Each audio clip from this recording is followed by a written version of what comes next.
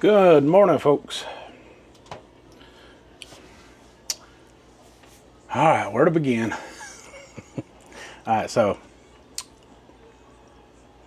last night I went to the emergency room with gallbladder discomfort. Now, it wasn't, it didn't hit me like the initial pain did, which seemed to be dead center of the chest. And it started hurting me right here on the right side, right where they say it is.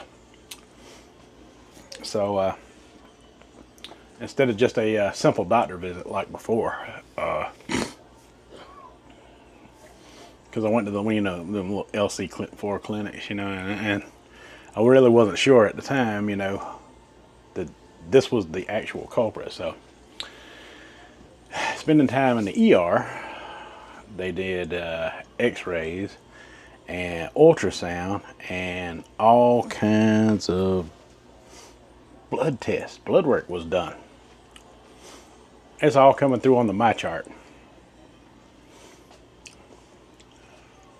The worst thing that's going on with me is my enzyme, and that's normal with gallbladder or liver type issues for them to be elevated, but they're not elevated to a dangerous level. They're at the low end of that elevation, which is good. Not diabetic. Blood tests are ruling out all kind of things that I don't want, such as no hepatitis. Thank God for that. But yeah, I've got an appointment with a gastroenterologist, gastroenterologist at the first of next month to discuss removal of my gallbladder from surgery. I have stones that are 3 millimeters in diameter.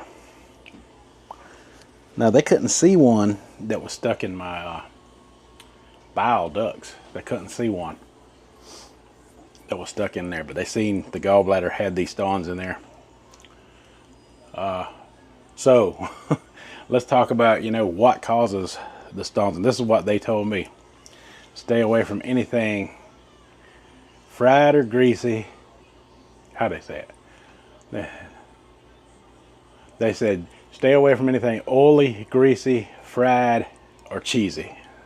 Like it's some kind of rap song. And they've got it wrote down all in my paperwork. I've got all this, I got a stack of papers, from there about that high. And also, since I didn't have a regular physician, I got one now, which I'm going to be going to on the 16th of this month. So, yeah, I've been going through some stuff, y'all. Been going through some stuff. They said, everything looked fine except for that, except for the gallbladder. But all of my other markers were great. Were great. I guess because it's from the weight loss in general. Now,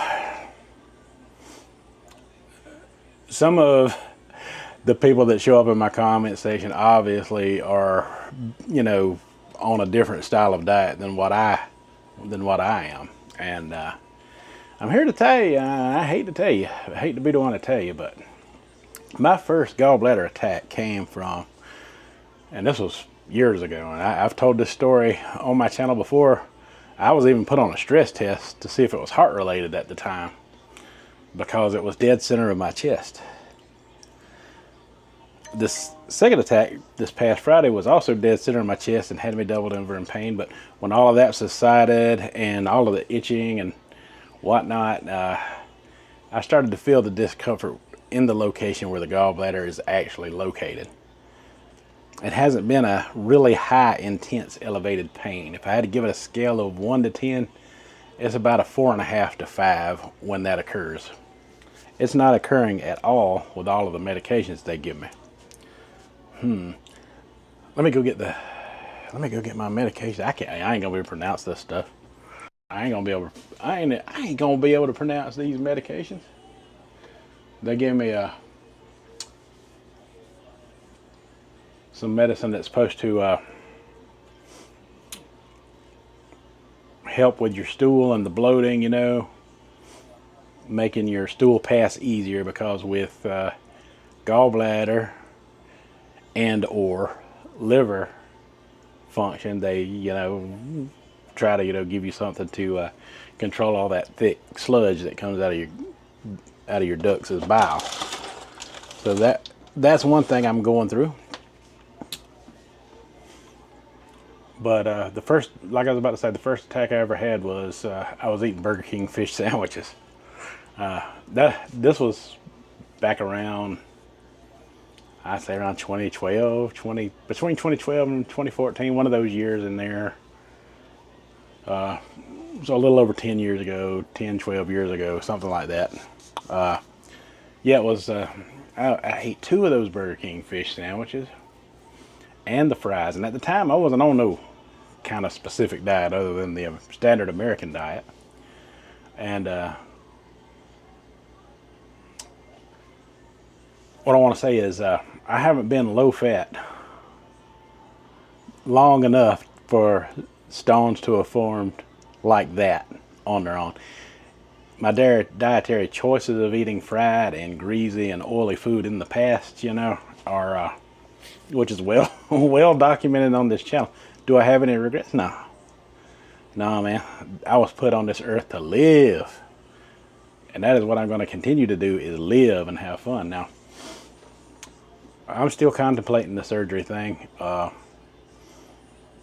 know the knack. The N-acetylcysteine is helping big time, and I got the Tudica that some of you have mentioned ordered. It should be here any day now. But I have prescription medications now for something. They give me 3 different ones. Like I say, one I got to take 4 times a day, and the other 2 are as needed. I had to show my driver's license for this pain medicine. So, yeah, it's a very controlled substance. So, I don't like messing around with stuff like that much. My only problem is I can't eat. And, yeah, stay away from oily, greasy, fried, or cheesy. God. That's a lot to get out of your mouth, ain't it? But let me show you how serious I am about this. You gotta excuse the messy kitchen. I have not been myself for the past few days, and in the ER I was there from about 11 p.m. all the way to 4 p.m. in the morning, going through the stuff, getting checked out, getting scanned on, x-rayed on, ultrasounded on, and they're stuffing that into a my chart that comes on my phone that my wife is more familiar with. So as she reads this stuff off to me, I will let you know what all is going on as soon as I get a good handle on what all is going on, because it's been a lot. It's been a lot to take in. It is the 10th. It's 2 days past my birthday.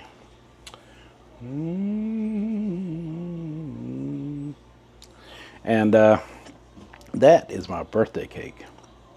What's left of it. And we also got these brownies here, because I love these things from Publix. They're brownies with walnuts.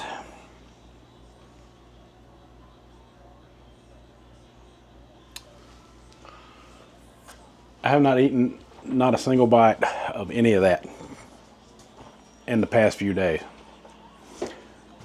I weighed in yesterday morning. I was 260 pounds, 0.8, which is 2 pounds down from what I showed you the other day.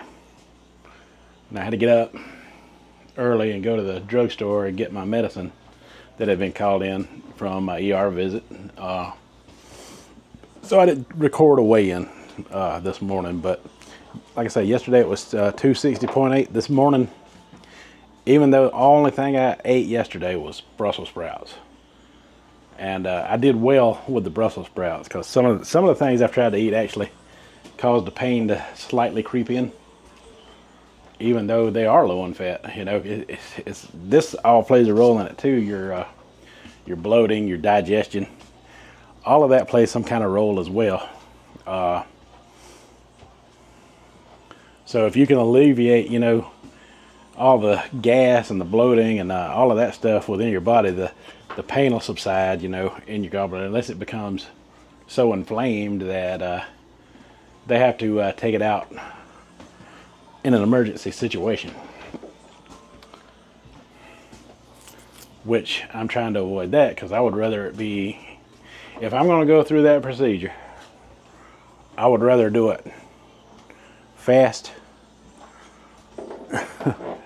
than to have to go in there and, you know, because they can do this as an outpatient, right? I want to come back home. I got things to do. I want to live my life. I got things to do.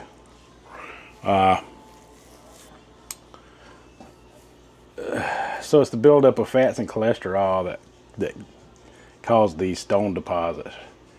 So everything he told me, you know, was because I asked questions. I said, well, lots of vegetables and lean protein sources, and they're like, yeah, that's would be the ideal thing. Now I'm going to see that doctor on the 16th. I'll ask him more questions about it as well. Keep you guys informed. I have not been to the store or made a lot of plans to do food as of lately for reasons, as you can see. Taking that medication for the first time. I'm sitting at home today because side effects can be dizziness, blurry vision, and those type of things if you experience the side effects at all. So far I've only taken one of those, whatever the name of it is.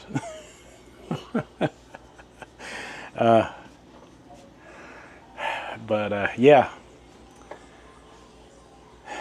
greasy, oily, it's cholesterol buildup is what a stone is. Yeah, it's what it is, you know. With them being 3 millimeters, I don't know if I could have them some kind of ultrasonic deal done where they could break them up. That would be nice, wouldn't it? That'd be a nice scenario. But some say, you know, even if you are successful in dissolving the stones, that it's a lifelong process. Once your body starts to produce them, it keeps producing them. So it's a lot to think about. It's a huge decision to make. And people down in my comment section are saying both ways. Some are saying go ahead and have it removed. It's the best thing they've ever done in their life. And then some people I know, my mother is one. She had a gallbladder attack in the 70s. When she had her gallbladder attack, she still got the scar on her. I wish I could show it to you, but I can't do that to my mother. But her scar goes right across here, and it's a long. They opened her up. That scar is probably about that long. It's really long where they opened her up. Back in the 70s, I almost didn't have a mother growing up because of the surgery she had. It was a dangerous procedure. When now, it's like nothing. We'll just suck it out, you know, in a few weeks. Laparoscopic, in fact, you know, very, very not so intense compared to what she had to go through. That back then, you know, you were lucky to survive the kind of gallbladder attack that she had. They cut her from you know what to appetite. And yeah, I thought I was going to lose. We all thought we might lose her at that point, but she bounced through that, healed up, has had irritable bowel from it ever since. She's never been, well, unless you consider the Atkins induction phase, she's never been full-blown carnivore because, you know, Atkins was the deal back then. But I can tell you right now, she ate a lot of meat. A lot of meat. And when she crossed over into the phase 2, you know, it'd be more like a keto style of eating, you know. I'm talking about the old school Atkins, not the newer, more updated, modern type of stuff that you see now. But yeah, the diet didn't save her. The diet didn't save her, and even though, you know, because, you know, people on these diets, let's face it, something comes about and you're going to want something else. Most people cheat on it all the time. If I don't see some proof, you know, online of someone doing it all the time, you know, living the lifestyle, then I don't know. I don't even know to believe it then, because you can do all kind of things off camera. You can you can get away with all kind of stuff when the camera shuts off, if you know what you're doing. Yeah, so like when I tell you I haven't had no birthday cake or brownie, all you got from me, all you can do is take my word for it, you know. All I can do is tell you I didn't have it. It's up to you whether you believe it or not. One way or another, I can't convince you, because a lot of people in certain dietary spaces are going to believe what they want to believe.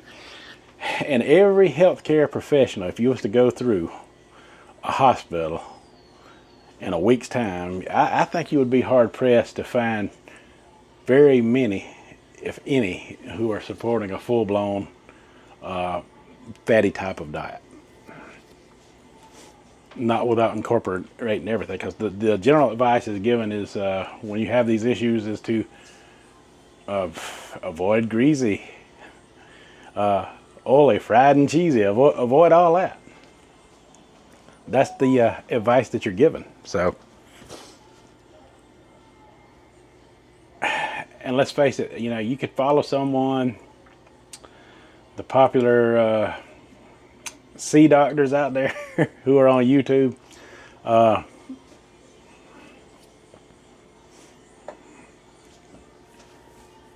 Has a very small, even though they got a big following of millions, is what I'm trying to get at. Even though they got a subscriber base of millions, that's a small drop of peanuts compared to when you get out and drive around in the real world and look around at what's really going on.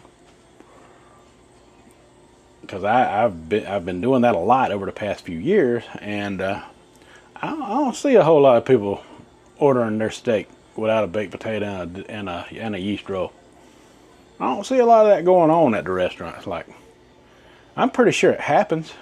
We know it happens because we see them do the same old routine year after year.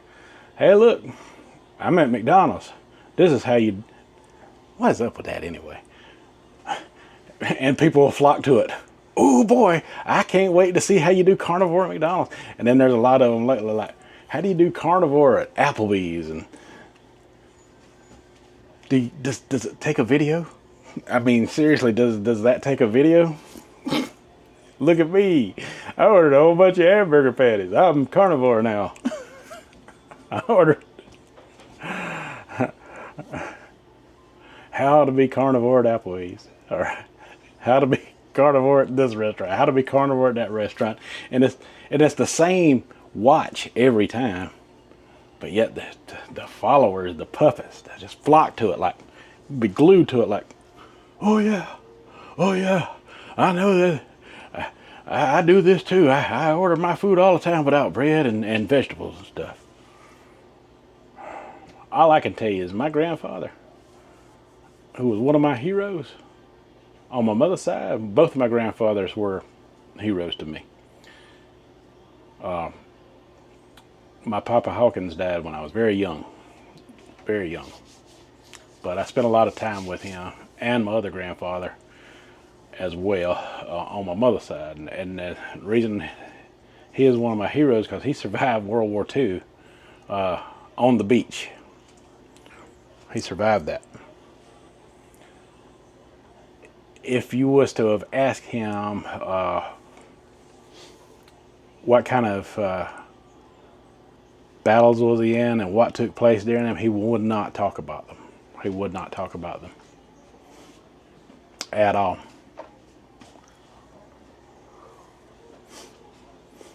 I guess it was some pretty intense, tough stuff, but thanks to him, you know, I exist too, you know, because he went through things, you know, to have my mother, and if it wasn't for that, I wouldn't be here talking to you guys right now. But he ate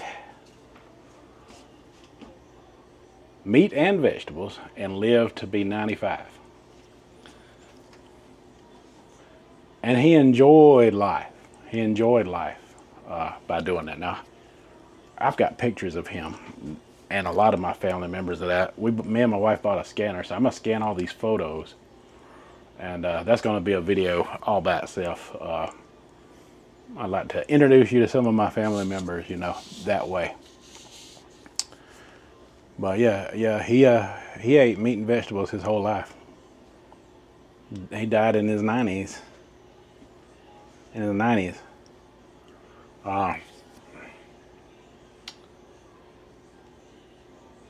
He plowed his own garden with one of those old school tillers. Looked like if that thing got away from you, it could really hurt you, but he would be out there on that thing. Big old tiller. Boom, boom, boom, boom, boom, boom, boom, boom, boom, boom, boom, boom, boom. He'd be all over that thing. And yeah, he didn't do it quite as much when I was born, but he did have them. He raised rabbits, he raised chickens, he done his own thing with those. He lived off of chicken and rabbit a lot. My mother says she grew up on that type of food. He was all about being cost saving, cost effective, so he grew his own food, you know, on both ends. You know, he raised the rabbits and he did the chickens. So yeah, that's a lot of know-how and knowing what works in order to, you know, survive into your 90s, you know, because let's say he died probably around 2014, 2015, somewhere around there. He outlived my grandmother, which was sad. I miss her, and her sister, my great aunt Mabel, that was like another grandmother to me. I was very fond of great aunt Mabel, very fond of her. So was my mother. So everybody in the family was fond of her. But throughout my childhood, my early years, you know, my single digits, and in my teens, I was with her. We were pretty much, you know, always seen together like that, you know. Spoilt me rotten, bought me anything I wanted. There's some people out there, you know, once she got up later in her years, digging through her stuff, didn't like the fact that she spent so much money on me, but, you know, that was her prerogative. That's what she loved to do. She looked at me as a grandchild, or as loving as a mother would be. So anybody watching my video, just so you know, I've never used Aunt Mabel for anything. Aunt Mabel give to me freely of her own free will and enjoyed it.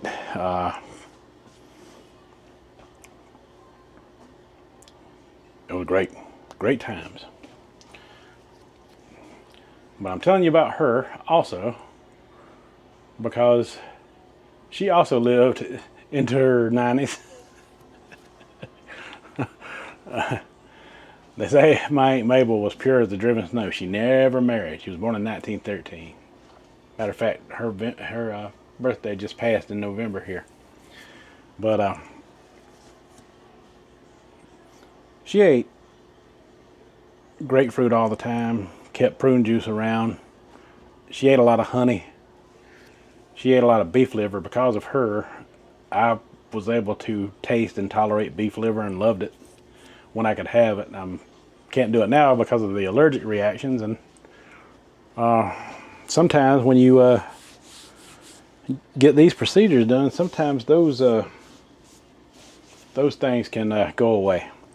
They can subside and take care of themselves on their own.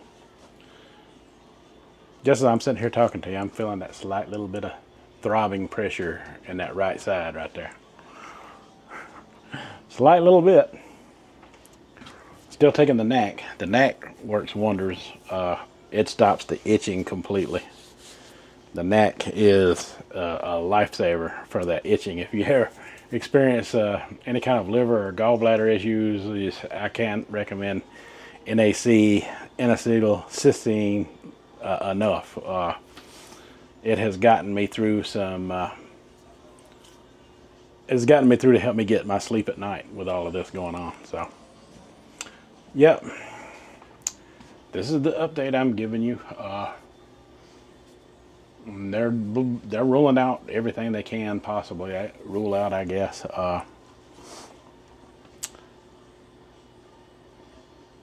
They asked me, did I drink?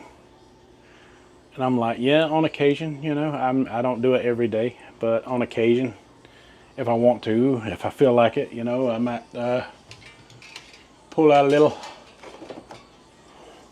little bit of the old number 7 there.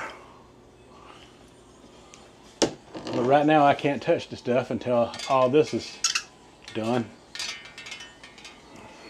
I'm not bummed out by that because, like I said, it's something I can live without, that I enjoy responsibly, because I'm just that way. So I'm going to do a lot of course correction through diet through all this. Low fat is definitely the recommended way of eating, so that's how I'm going to do it. I'm going to eat plenty of cruciferous and other type of veggies, and my protein source is going to be lean chicken or TVP or some of the sources that I use, and that way turkey.